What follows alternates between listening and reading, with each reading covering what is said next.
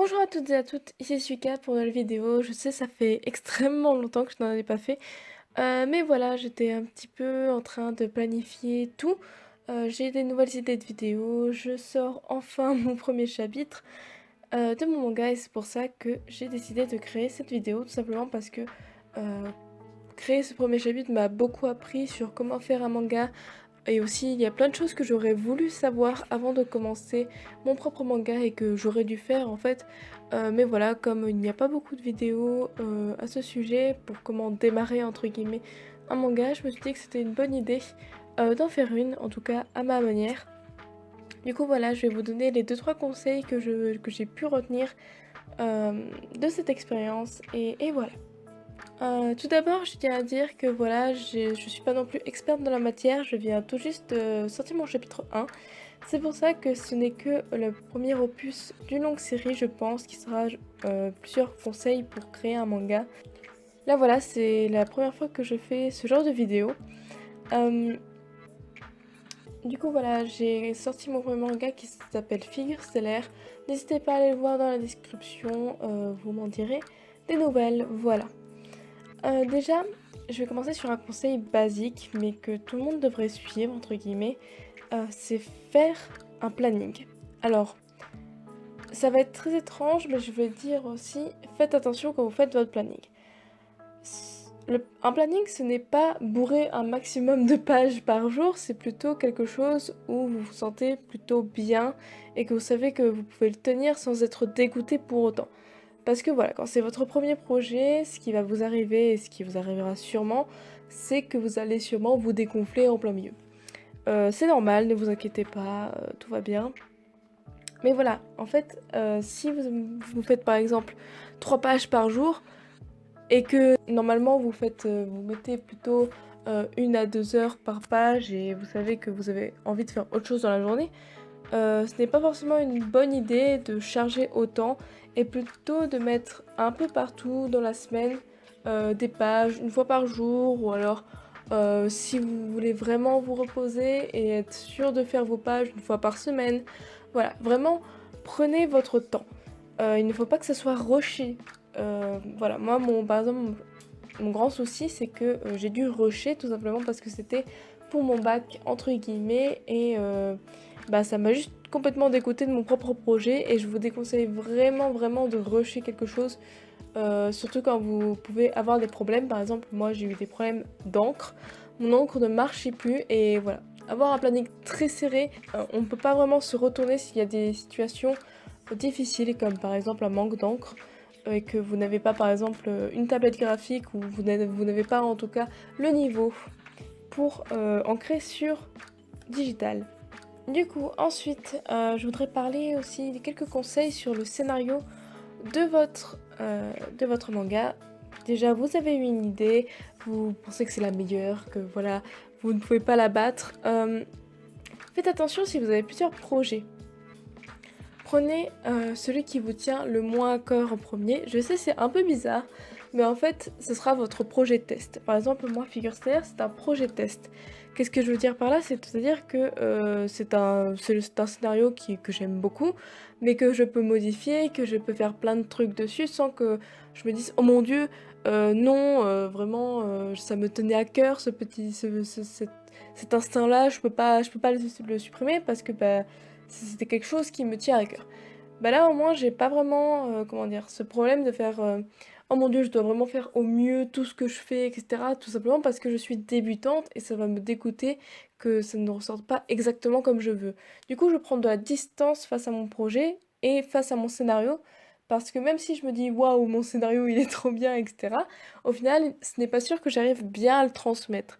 Du coup, vraiment, prenez une distance face à votre scénario parce que vraiment, ça va vous arriver d'être dégoûté et ça sert à rien tout simplement parce que vous allez juste arrêter votre projet trop rapidement. Vraiment, détachez-vous de ça. Attention, parce que en plus que votre projet, vous pensez que c'est le meilleur, etc. et que votre scénario, vous êtes trop fier de ça. Attention du coup à ne pas être trop rapide dans ce que vous faites. Il y a beaucoup d'enchaînements d'événements, souvent beaucoup trop rapides.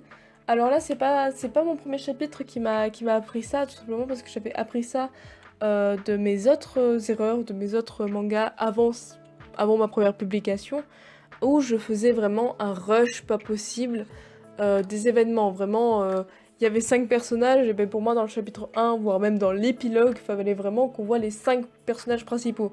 Et en fait, c'est vraiment pas la bonne idée. Il faut vraiment, comment dire, euh, vous prenez vos éléments, vous prenez par exemple vos 5 personnages et vous vous dites, bah parfait.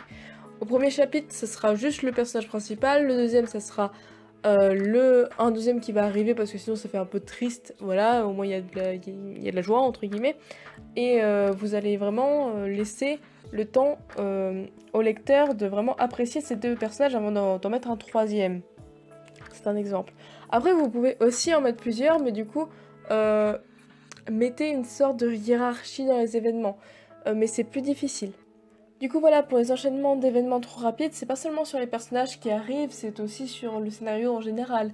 Par exemple, vous savez qu'il y aura genre le méchant qui va arriver quelque part, bah au mieux de le mettre en tout début de chapitre 1, vous pouvez le mettre par exemple fin du tome et laisser une espèce de petite aura de mystère et du coup la personne voudra absolument lire la suite. Ou alors le mettre en fin de chapitre mais en fin de chapitre déjà bien avancé pour que on connaisse déjà bien qui est le personnage principal. Bien sûr ce n'est pas obligé, il y a des très bons mangas qui mettent déjà dès le premier chapitre leur méchant, mais ce que je veux dire c'est que ça sera alors dans, comment dire, dans un sous-texte ou juste une image du personnage, voilà, des trucs comme ça. Une menace. Mais voilà, n'enchaînez pas trop vite vos éléments. Écrivez ou planifiez votre chapitre et votre tome, c'est très important. Je comprends qu'il y ait des gens qui n'écrivent pas totalement leur chapitre en entier avec tous les dialogues, etc. Moi-même, je le fais de temps en temps, j'écris que les plus grosses lignes et voilà, je fais mes pages avec ça.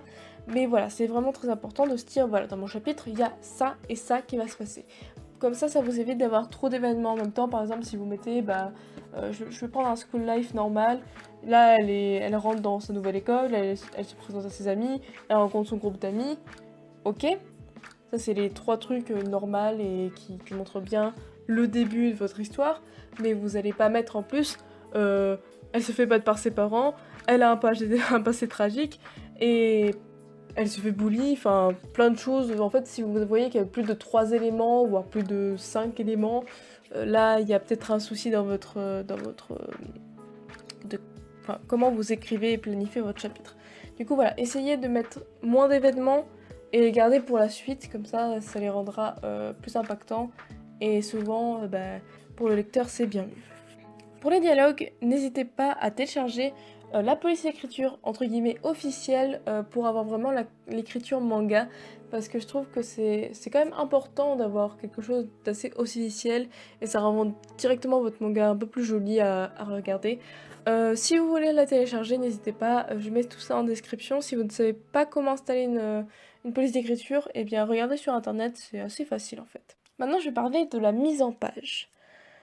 La mise en page c'est quelque chose d'assez compliqué et je vois beaucoup de gens galérer sur ça et je peux comprendre, je peux totalement comprendre et je vais vous donner quelques conseils pour faire une mise en page qui soit plus ou moins lisible ou en tout cas que le lecteur ne soit pas perdu là-dedans. Du coup, tout d'abord, je dirais que le plus important, c'est tester et faire des petites pages. En gros, vous allez faire plein de petites pages 1, et en gros, vous allez choisir celle que vous préférez et celle que vous pensez être la meilleure. Je sais, c'est chiant, mais c'est mieux que faire directement une page où vous vous lancez dans n'importe quoi et vous verrez bien ce qui se passe.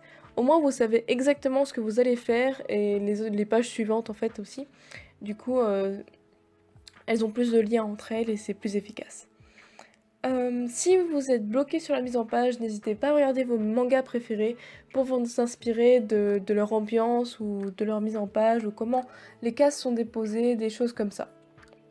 Vous verrez aussi que en général l'espace en fait vertical est beaucoup plus fin que l'espace horizontal et ça c'est important, notez-le. N'oubliez pas que l'ordre des cases doit être visible. Pensez vraiment à votre lecteur sur ça parce que vraiment en fait la plupart du temps on se dit ouais je vais faire ça, c'est trop beau, c'est trop original et puis en fait on perd totalement le lecteur là-dedans. Il vaut mieux faire quelque chose de très simple et savoir ce qu'on fait que vraiment faire quelque chose qu'on pense original et qu'on pense beau. mais que le lecteur il y comprend rien. Du coup, c'est vraiment dommage, mais la plupart du temps, quand j'essaie de lire des choses sur Manga Draft, je sais pas quel ordre faut lire les bulles, c'est un peu le bazar et c'est vraiment dommage parce que ça peut être assez facilement fixé. Je sais que je pense qu'il y a un problème avec mon manga aussi avec ça, c'est très difficile à comprendre, mais en fait, il suffit de faire suivre l'œil du lecteur là où vous voulez en plaçant les personnages de telle manière, etc. Si vous voulez plus de conseils là-dessus, je ferai peut-être une vidéo un peu plus en détail. Je ne suis pas professionnelle, mais alors pas du tout là-dessus, mais je peux vous donner 2-3 conseils pour que ce soit lisible au moins. Mais voilà, faites quelque chose simple. Tant pis si les cases semblent vraiment extrêmement simples, mais au moins le lecteur ne sera pas perdu. N'hésitez pas à faire aussi traîner une action dans la longueur plutôt que rusher. C'est quelque chose de très important parce que rusher, c'est la pire chose que vous pouvez faire dans votre manga. Je le redis encore une fois, mais voilà, vraiment laissez faire l'action. Si un combat, ne le faites pas en 3 pages, vous faites kaboum et c'est bon, c'est fini. Faites-le en plusieurs pages, vraiment que on voit tout ce qui est action, etc. N'hésitez pas à genre faire plusieurs pages là-dessus, etc. Voilà.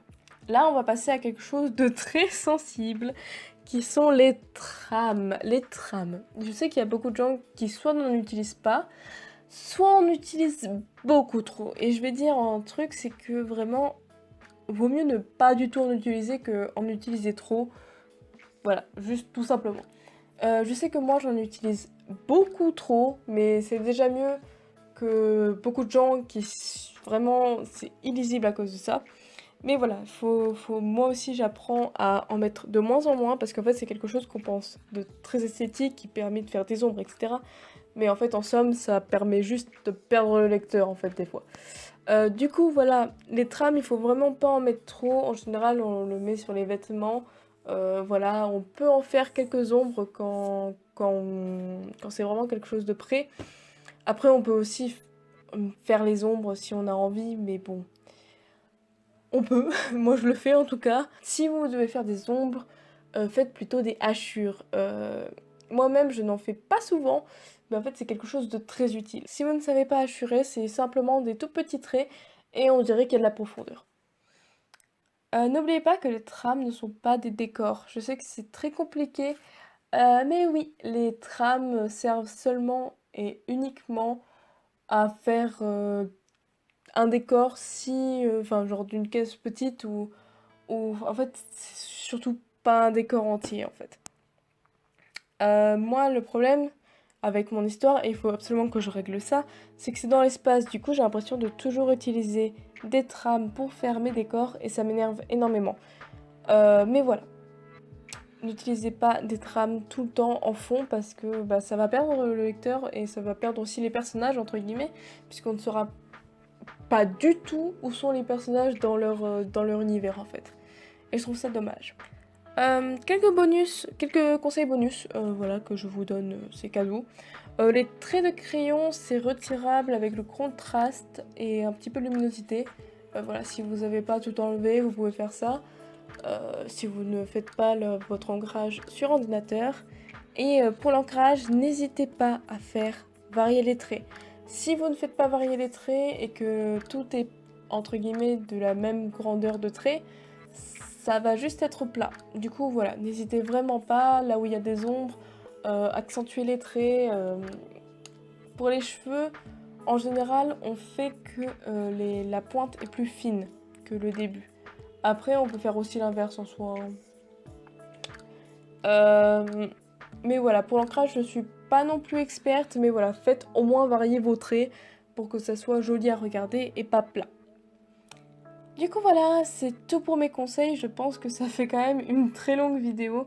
J'espère que vous l'avez apprécié, que vous avez aimé en tout cas mes petits conseils et aussi ce que j'ai retenu un petit peu de mon premier chapitre. N'hésitez pas à aller le lire s'il vous plaît, ça me ferait un grand plaisir. Là, aujourd'hui, j'ai dessiné un des personnages de Figure Stellaire, du coup, qui est mon manga. N'hésitez pas à le suivre. J'en parlerai beaucoup plus sur ma chaîne et j'en parlerai aussi de comment j'ai fait mon stéréo, comment penser ces idées. Et voilà, je continuerai mes vidéos là-dessus. Du coup voilà, j'espère que cette vidéo vous aura plu et je vous dis à bientôt!